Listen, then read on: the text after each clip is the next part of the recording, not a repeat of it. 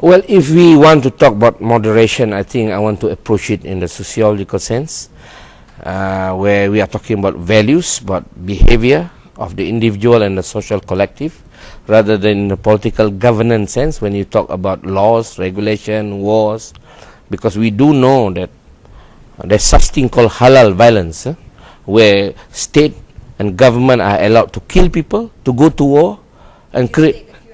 Well, like for example, when we talk about Iraq and Iran, or Iraq and Afghanistan, the United Nations says they are allowed to be attacked because they are supposed to be harboring terrorists, when we know the data later came out is a falsification. So for me, this is where we have to draw the line between what I call violence, legitimized violence, which is political governance, because we know, like in Malaysia, we have penal code for crime conducted by people. Yeah, but here we are referring to not so much violence in that sense, but the sociological violence in the sense that you deviate from the normal behavior of the human being, that you should be peaceful, you should be helping each other, and suddenly you've thought that violence is the solution. I think this is what we are referring to being moderate, not choosing violence as an option in conducting interrelationship between groups of people and individuals. So are we talking about diplomacy versus military might? Well, in some sense, yes, but diplomacy here, not in the technical foreign affairs sense. We are talking in terms of social collectives, can be small, can be big, can be between groups of people who have different organization. Because one of the important things that we don't take note is that human beings, when they get together and they are from different groups, categories like ethnicity, religion becomes very important social organizing principles of differences. So when people of two ethnic groups meet together, they say, oh, we are different ethnic. And when the same ethnic group say, the Malays meet together, oh no, I'm from Kelantan, you are from Johor. So there is this organization, social organizing principle of difference, this group that we create. So in many ways, once you create that, which is a boundary, then what do? Do you want to cross the boundary? You want to defend the boundary? Or you want to collectively say, oh, I'm a Kelantan diaspora, so Budu is my main identity indicator. So this is how people relate to each other. So would you say these different categories that we put ourselves in are more often than not, or sometimes, the cause of some of the world's problems? I'll give you an example, not in the world, in Malaysia itself. In 1871, when we introduced the census by the British, there were 36 to 38 categories. Rawa, Minangkabau, Jawa, Kelantan, Melayu, Bugis. And then the British collapsed it into Malay, Chinese, Indian, and others. Whoever cannot fit in the three, become others. It's fine. Conceptually and physically and also socially is fine. But the moment you give the category a value, like for example, Malays have special land, Chinese can be given license, Indian. Now, when each category has a value, then the value defines the ethnicity. So this is where you see the new economic policy has become a problem to the people, because it's perceived as giving purely to the Malays all these facilities. But actually, if we see carefully, if the Malays wants to construct a building, 99% of the hardware shop in Malaysia belongs to the Chinese. So how can you, so that means the Malay have to depend on the Chinese to construct that building. So, but then because the new economic policy is about giving privileges to the Malays, so suddenly we focus on the Malays. So this is what I mean, we give value. The moment we give value to an ethnic group, then that value become a disadvantage or advantage. So this is what I see, how quarrel and conflicts. At one time, Palestinian belongs to the Palestinian. Palestine belongs to Palestinian. In one stroke, the United Nations decided that there is an Israeli state of Israel. Yeah, and suddenly the whole world transformed. Who becomes the refugees? The Palestinian. So and not only that, I mean, today, if You read in the media and in the way people talk about it in the coffee shops, it's perceived as a religion of war. People forget it was a fight for land. Yes. Well, you have to separate between nationalism and religion here. You see, every time people ask me to support this movement about Palestine, I said, look, this is not an Islamic fight. This is a fight between Muslims who rightfully should be there, has been chased away. So it is a nationalism issue. So we don't confuse. Just because we are Muslims, so that we have to support them. Not that I'm not supporting them. We have to understand the principle why we are actually engaged in this. We just can't engage this because, oh, people play football, so we have to play with the Palestinian. I mean, I said this is a bit silly on our part to take it too simplistically. So I think this is what happens. And this happens also because there is a certain level of propaganda that is going on, and people manipulate this to gain support. I mean, look, when everyone demonstrates in Kuala Lumpur about Palestine, it's not an issue. But when it is other demonstration, it becomes an issue. So for me, it's a why double standard in sense. So I think this is the impact of giving a particular category value and political value, political meaning. But what to do? But people do that politically. Do you think these values also sometimes lead to extremism? I mean, on both sides of the spectrum. Well, I think it's interesting to look at extremism in a populist sense. In the current context, it's always associated with Islam.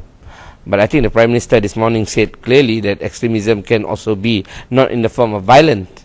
It can be very non-violent extremism, like, you know, Mr. Macduff went away with 51 billion of people's money through his pyramid project. And everyone was violated, everyone lost their properties. But because there's no blood, I think the spilling of blood is related to ritual of killing that makes violent death form become more dramatic and more traumatic in a sense. I think this is why we seem to associate extremism with bloody violence, not a silent violent act, you know. So I think he made a good distinction, but he also made a clarification that we shouldn't focus too much on a violence that costs lives. But then life is so valuable to human being. I think that's why it is more dramatic and traumatic to see death rather than people lose 50 million ringgit. Yeah. I think one good example of that, of bloodshed and protests and people coming together and might have been misinterpreted at certain times are student protests. Look at Tiananmen Square, Tehran Square. I mean, even in our region, Indonesia. Yeah. Well, for me,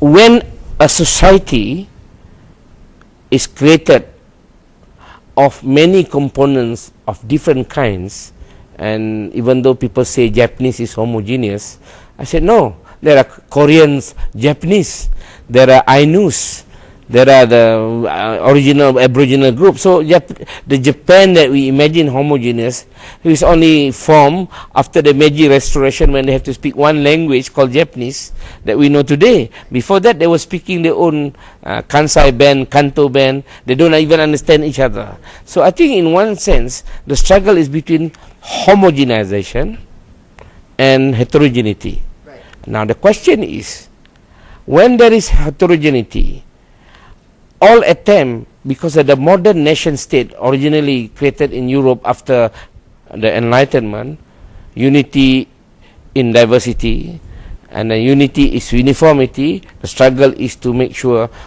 same speak one language, one culture, one nation. So I think this oneness that we talk about, which is spiritual in some sense, being transformed into nationalist movement, has become a problem in itself. And I think we experienced this in South Asia because there was indigenous religion, and then we have Hinduism, and then we have Buddhism, then we have Islam, then we have Christian, then we have Baha'i, then we have many other religions. Now, the embedding of this religion at different period has created a different admixture. Now, to what extent any one of them can become a source of a problem, we don't know. This is what we see. So that is why in some ways we are not able to actually come to terms that these are differences that we have to deal with, and the society is not mature enough to accept the fact that they are different. You agree to disagree, then it's going to be problematic, as we see not only in the Philippines, in Thai, in Indonesia. So far we managed to navigate this problem very well in Malaysia, even though we are not making everyone happy. Right, okay, but you spoke about oneness. Yeah. What about One Malaysia concept? What are your thoughts on that? One Malaysia concept is an expression of hope rather than a reality, because Tun Razak, the father of Najib, introduced in 1971 on page 1 of the Red Book called Second Malaysia Plan 71 to 75. He made it very clear. The ultimate of Malaysia is to create national unity. That was what he said on page 1. The ultimate aim. We still are seeking that national unity. We still dream, we still hope. So then Mahathir defined it. Okay, in 2020, we'll have that united Malaysian nation, Bangsa Malaysia. And then Najib probably didn't see it coming. So he said, now let's stimulate it again. We have one Malaysia. I think this is what is happening. But I believe we may need 2050, not 2020. Yeah? So this is not enough, 2020. Right. Yeah. Okay, so we are admitting then there are still undertones of racial strife in the country. Look, it's not racial strife. I would say we talk of racial differences. We talk of racial grievances. But in some ways, we talk. And the talk is the cure of all this. To be able to express the pent-up feeling now with blogs and so on. And we have already organized this indirectly through the structure of education. Our education system is not homogeneous. Our newspaper is not homogeneous, media is not homogeneous. You go to Australia, you don't listen. There are Greek and Italian in Australia, but they don't have Greek and Italian station. In Malaysia, you have Tamil station, you have Malay station, Orang Asli station. I tell you, they marvel in Malaysia. And yet they are talking about inequality in Malaysia, when they can't even speak in their own language on the radio in Australia. I always complain to my Australian friend, you speak so much about yourself. Can the Italian make Italian joke? Cannot. In Malaysia, you make Tamil joke, we laugh. We don't know what we are laughing. I say, So because everyone is laughing. So I think there is some reality check we have to do about our differences. We quarrel, we argue because we accept the differences. In Australia, you only speak English. Otherwise, other languages not important. And for me, they are more homogeneous and more strict. In Malaysia, yeah, you have national language, but when you go to the shop, you don't speak national language.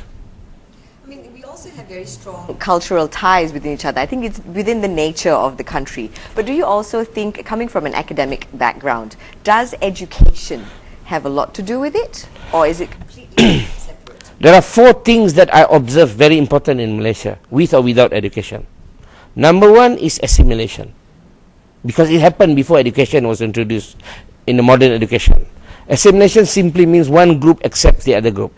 Peranakan is the best example of assimilation in Semenanjung. But in Sarawak and Sabah, it's an everyday thing. Okay. And then the second is accommodation. I accept you are different from me. I respect what you have and you respect what I have. So I eat halal food, come to my house, you have to eat this food. But if I want to come to your house, can you please prepare halal food? I will come. Or if not, go and buy something. We do this. We go out of the way to please the other party. And we'll never serve all this nice daging rendang to our Hindu friends. Because we know, don't do that, please. So, to recognize that we are different and accommodate is the second principle in our daily life in Malaysia. The third principle is cultural borrowing. Nasi lemak is not a Malay food anymore. Every restaurant, Chinese restaurant, Indian restaurant, they got nasi lemak.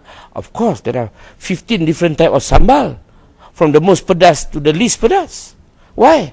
We have adopted and changed it according to our taste. The same thing, you go to near the Masjid Jami, that railway station, you wait there and you watch bird watching, you see all these girls wearing baju kurung. They are not Malay girls, they're Chinese girls. I'm disappointed, but actually I'm happy too at the same time. So I think we do cultural borrowing quite a lot. I mean, Malay, when I grew up, I never remember eating noodles. And suddenly, I like kway teow, noodle. Now why? We borrow. Now you go to Hari Raya, if there's no Moruku, there's no Hari Raya. Where is Moruku? It's not my grandmother's invention. It's belonging to another group, an ethnic group, and we happily accept it, even though it's not like the original one that I know. Yeah, this is what I say. Yeah. So in a way, and the fourth one is there's a lot of intermarriages, and there's a lot more. We give less credit to intermarriages, because why? We only hear people who divorce. So we hear. I was asked many times by my friend to comment on these marriages between Muslim and non-Muslim. And I said to them, when they fall in love, they don't invite me to the wedding. But when they fall out of love, they want me to comment. Cannot. I said, not fair. I must come to the wedding first. Because I know, why are you falling in love with this man? Or this woman? Why are you sacrificing, giving up everything? And now 5 years later, I said, no, I don't like this. No, that's not my problem. I said. So it is quite interesting how individual problem has become a society's problem. Why? I don't know. Probably the wife is not happy with the relationship. He sees other men can perform better. So he didn't tell us those stories. He only tells, oh, this is Indian case, Malay case, Islamic, he want to take my children. I think we are being misinformed and disinformed all the time. But that's also the way it is with some of the world's problems, is it not? Yeah. We only see what's on the outside. Yes. Well, I think this is not only Malaysian, of course. Yeah. We know that, I mean, I always say this. The world leaders are peranakan by definition. Obama, peranakan. Mahathir peranakan, in the sense of concept, yeah. Right. And everyone is peranakan. So in a strange way, the very thing that we want to retain this pureness, actually, the mixture that one gives the flavor. True enough. So, but you cannot and never will be able to stop differences to become a source of conflict. You cannot stop that. You have only to see within the family, between the children, the older one, the younger one, the girls and the boys, because there are values in the society that can cause this friction. So what do you think is going to be the factor that's going to make the global movement of moderates work? Does it start at home? Does it start with our leaders? Does it start in schools? There are two things that we don't actually see clearly now, which I can see very clearly. When the Prime Minister announced Institute Wasatiyah and the chair Wasatiyah, he is addressing a local constituency. Why? He's addressing the Malay, who considers Islam as most important thing of their identity. So they have. So Datuk Sri Najib has to use the word Wasatiyah to make sense the Islamic role in moderation. Then to the world he talks about moderation, because he's not only talking to Muslim but also non-Muslim. But for me, even inside Malaysia, he's also talking about UMNO or Malay, or being the dominant partner in the ruling party. We have our concept and principle to guide the whole country.